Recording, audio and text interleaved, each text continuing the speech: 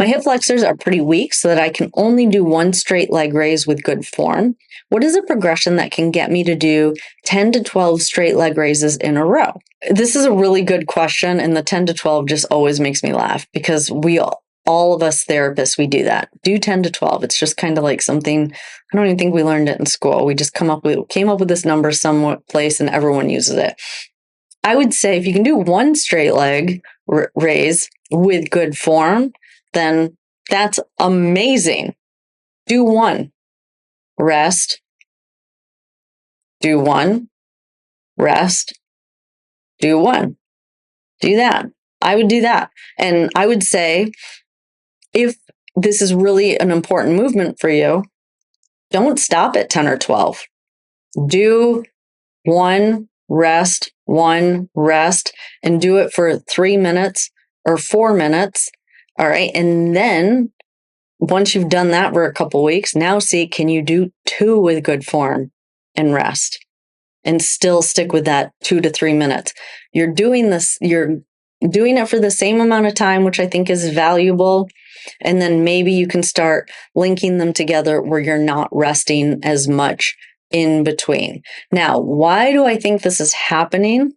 That you can do one, but you can't do any more than one is because of what I've talked a lot about on the channel is it's not a strength problem. Stroke is not a muscle strength problem. The hard drive is damaged. The operator is damaged, not the muscle. Okay, so because you can't do 10 or 12 with good form, in my mind, is not because you're weak. There's multiple. It could be that you get distracted. It could be that you do one and you get really confident and you don't think as hard about the second one, right? Think about anything you've learned in your life. If you played a sport or you played an instrument, right? You didn't get to a point where you could automatically play that entire song without thinking about it.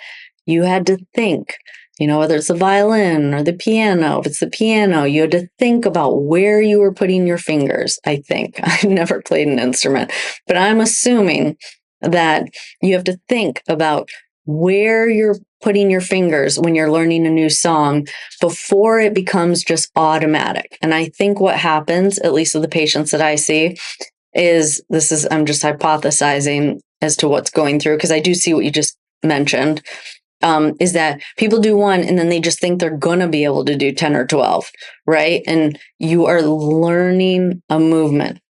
You're going to have to think just as hard on number 2 that you thought on number 1. You're going to have to think just as hard on number 3 that you thought on number 2 and number 1.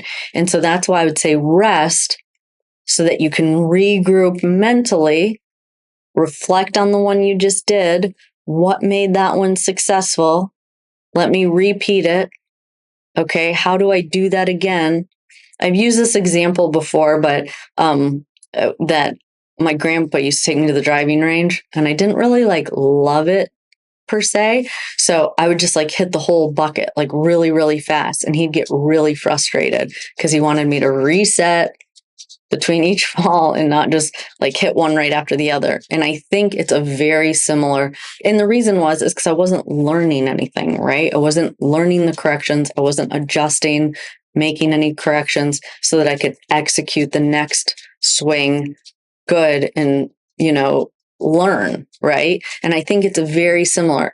You're just firing off. You're just trying to get through that whole bucket of balls and it's not going to work. You have to set, regroup, reflect on the one you just did. If it was successful, why was it successful? If it wasn't successful, why wasn't I successful? Why did my knee bend on that or whatever? Why did my leg turn out? Whatever. You have to do that process between each one. And then down the road, hopefully you'll be able to string them together. So hopefully that was helpful. I would not change the exercise. I would just change your thought process when you're doing the exercise. Today, I want to talk to you guys about 2 products that are a match made in heaven. Talked to you guys recently about the Camelback products and how much I love them, especially the coffee mug with the leak-proof lid. And I also mentioned in that video that I like it because I use it for mixing my powders, because you can shake it without it leaking. And that pairs perfectly with another product that I started using recently, and that is Beam Super Green products. Not only does it have a really cool name, Beam standing for Be Amazing, which I absolutely love.